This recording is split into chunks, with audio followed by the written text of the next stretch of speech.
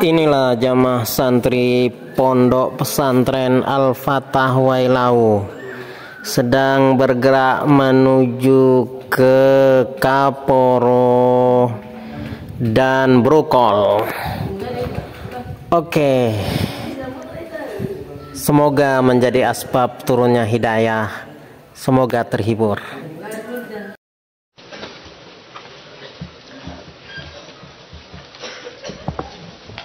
Al-Fatihah.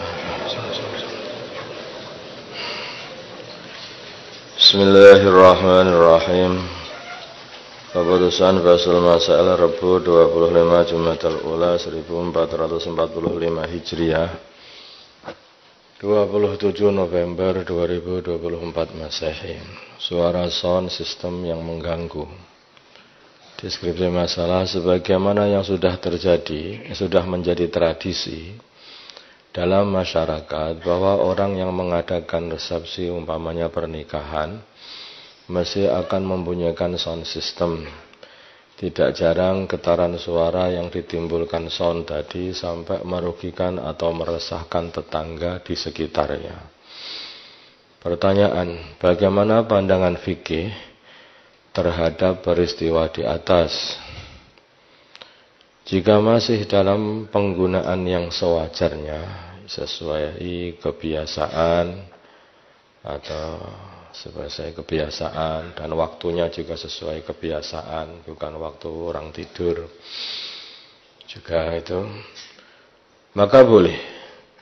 Jika penggunaannya melampaui kebiasaan, kencang yang membuat orang itu jadi sakit telinganya atau terganggu bayi-bayinya, atau mungkin kalau sudah melewati waktu tidur, mungkin kalau orang kampung jam berapa? Jam 9 ya mungkin ya.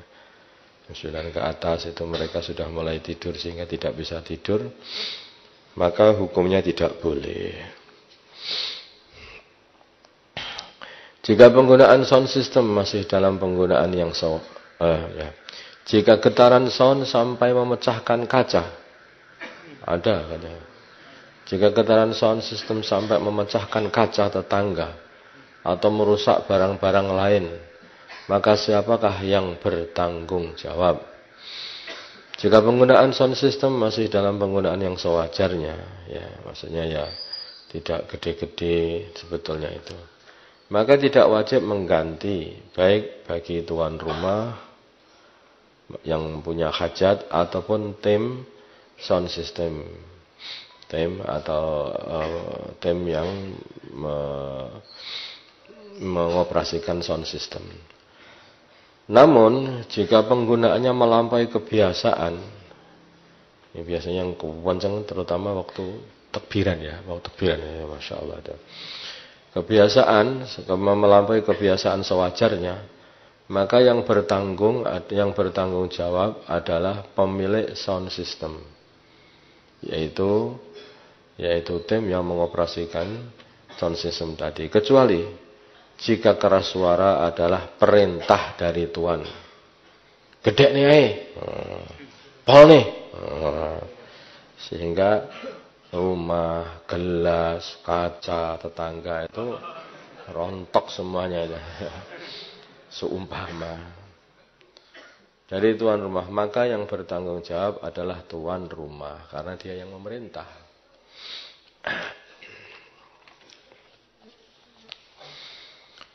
2. Masalah ketiduran di angkutan umum. Deskripsinya, Zaid naik bis sampai Sumber Selamat dengan tujuan Mojokerto. Ternyata ketika bis melewati Mojokerto ia tertidur, dan ketika bangun sudah sampai terminal Surabaya. Ketika ia akan menambah ongkos, maka kondektur berkata, tidak usah nambah, wong kamu juga tidak sengaja. Pertanyaan, dari kejadian tersebut, apakah Zaid harus menambah ongkos? Dan seumpama menambah, berapakah yang harus ia bayarkan? Tarikh Mauspati Mojokerto 20.000 umpamanya. Sedangkan Mauspati Surabaya 30.000. Jawabnya, ia wajib menambah 10.000 lagi. Yaitu 30.000 bayarnya karena sudah nyampe Surabaya. Nah, saya tidur loh. Tidur pun di bis orang. Tidurnya di bisnya orang. Ya kalau tidur di jalanan begitu ya enggak. Tidur di bisnya orang terus sampai Surabaya loh. Dan itu bis bayaran. Kecuali kalau kondektur diberi kuasa penuh oleh pihak perusahaan untuk menentukan besar ongkosnya penumpang. Lah itu kalau itu kondektur dikasih itu ya boleh saja.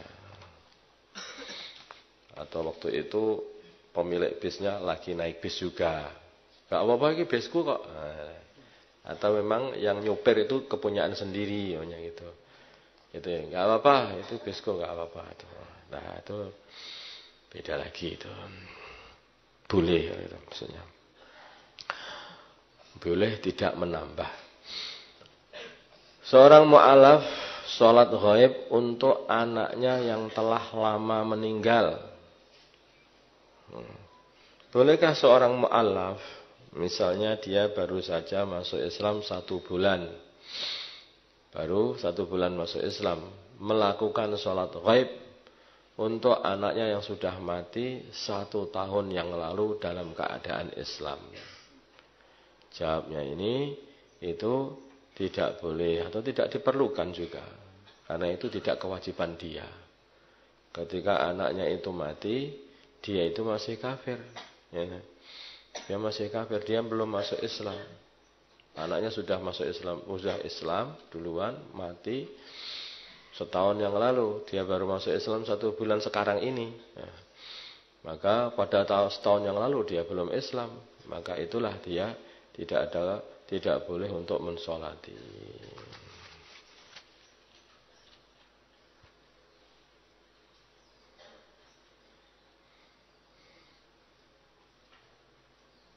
Tidak sah sholatnya maksudnya.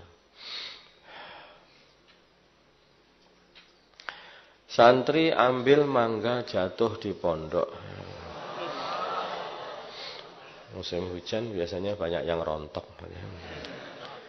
Bagaimana hukum seorang santri mengambil mangga yang jatuh di area pondok? Tidak boleh kecuali mendapat izin dari yang punya. Yang jatuh diizini, boleh diambil sekarang. Udah dapat izin.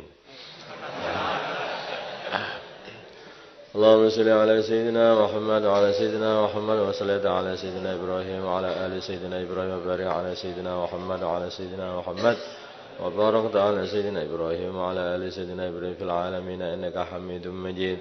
Allahumma arham umat sayyidina Muhammad, Allahumma ighfir li ummati sayyidina Muhammad, Allahumma aslih umat sayyidina Muhammad, Allahumma alih baina qulubi ummati sayyidina Muhammad, Allahumma ansur umat sayyidina Muhammad, Allahumma arsil sultanan nasira. Sallallahu ala sayyidina Muhammadin nabiyil ummi wa ala alihi wasallam. Alhamdulillahirabbil alamin.